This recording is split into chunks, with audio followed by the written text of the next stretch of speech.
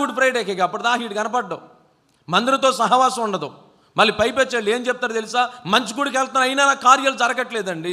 ఏది నీకు సహవాసం? ఏది? మందిరంలో నివసించింది ఎక్కడ? దేవుని మందిరానికి వచ్చింది ఎక్కడ? ఏదో ఆపద మొక్కులు దేవుడు అన్నాడు. దేవునితో, సంఘంతో, సేవకునితో నీకు శ్రేష్టమైన సహవాసం ఏది? నువ్వు ఎలా పరిశుద్ధపరచగలుగుతావు? చేసేది తప్పని ఎలా తెలుసుద్ది?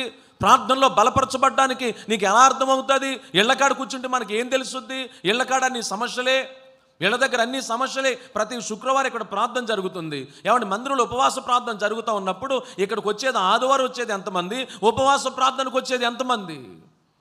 దేవుని మందిరానికి వచ్చి ప్రార్థన చేసేది ఎంతమంది? ఈరోజు ఒక నిర్ణయం తీసుకోండి. మందిరంలో ఎప్పుడు ఏ కార్యక్రమం జరిగినా నేను తూచా తప్పకుండా వెళ్తాను. నేను గుడారానికి సమీపంలో ఉంటాను. ఆదివారం మాత్రమే దేవుడా?